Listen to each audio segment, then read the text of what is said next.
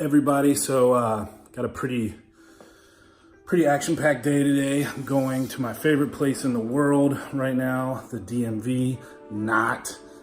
So I got to knock that out. Then this morning I've been working on a lot of editing and stuff, and then tonight I'm going to Fitness Factory to shoot a bunch of stuff with Greg, and we'll probably do a chest workout. But first I've got to go to the DMV because we recently moved from North Carolina to South Carolina, and we got to knock that out. And yes, I am wearing glasses, so I think it makes me look smarter.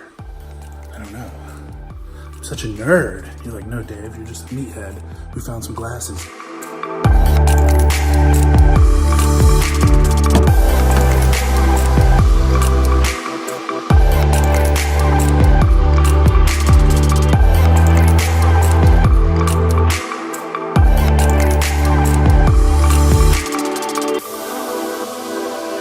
So I just pulled up to the gym. I got here early, so I'm waiting for Greg, and we're gonna shoot a bunch of content, but I did not end up lasting at the DMV. Have to go back there in the morning because I'm impatient as fuck. So we're about to shoot some stuff. If Greg can ever figure out this other way, how to work this thing. What is this thing called? The Ronin S, and it's dope. The Ronin S. For those of you who don't know as much as I do about camera shit, it's a gimbal, right? Yep, it's a gimbal.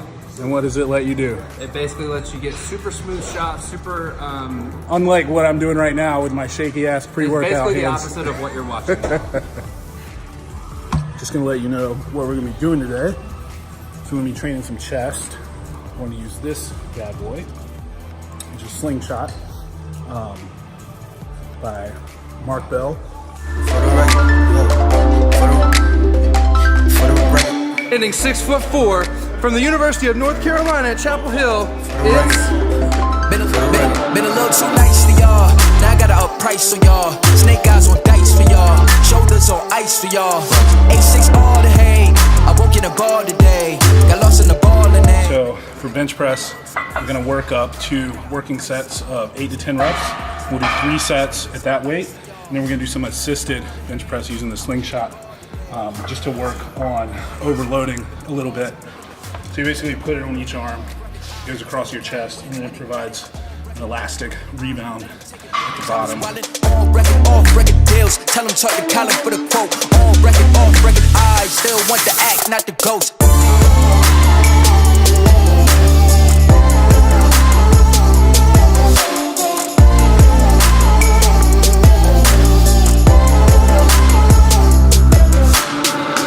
For the record, I'm done trying to make y'all comfortable. All right, so after heavy presses, I always like to move to a fly movement. And today we used cable flies. So when you do this, a lot of guys will go kind of straight down, which engages the delts a little too much. So I tell people when they do this movement, you really want to come out in front of your body, almost like you're giving someone a hug, and then focus on squeezing the inner pec. And almost at the end of the movement, give it a little push out. Like if you think about like almost a close grip press. So you're gonna come back and forward and then squeeze. And that's how you're gonna get the most out of it. Feel it in the pecs instead of the anterior deltoids. So, and you can vary your stance. A lot of guys like to use one foot forward to have better balance. That's not gonna like throw the pec development off or anything like that, because you're still having the same force on your pecs. I prefer a stance like this, but that's just personal preference. And I also like to kind of keep my palms open instead of gripping firmly and putting too much strain on my forearms. It's just a personal preference. So I kind of keep it at the base of the palm, if you see where I have the handles here, and then just squeeze like that.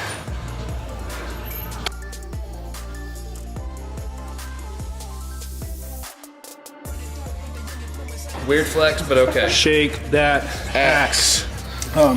So after flies, we're gonna move on to incline dumbbell press.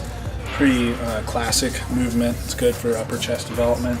I like to do this with dumbbells because you get a better range of motion, and a lot of guys will tend to have an imbalance in strength from one side to the other, so this is going to help with that.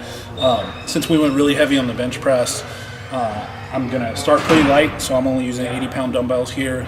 If I was doing this heavier, I'd use the 120s to 150s if I was leading with this movement, but we're going to keep it pretty light, go higher rep range, just to kind of finish off the chest before we move on to triceps.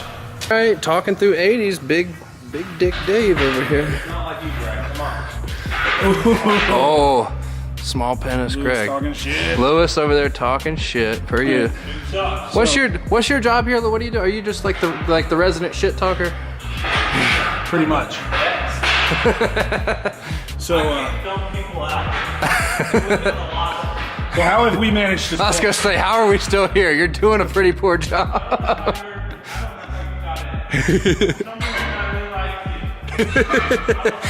I don't either. So it's always advisable to use a spotter with this movement, especially because you have two separate independent weights. But you obviously want to start with the weight up on your knees here, and you just kick it back, and kick it back, and you want to be sure to get a good stretch at the bottom. So I like to think of bringing it into my armpits, basically, and then keep it in that same plane all the way up.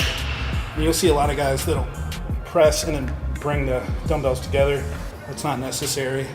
You kind of want to keep them in line, same distance apart. It's going to help you keep tension on the pecs throughout the movement. There you go.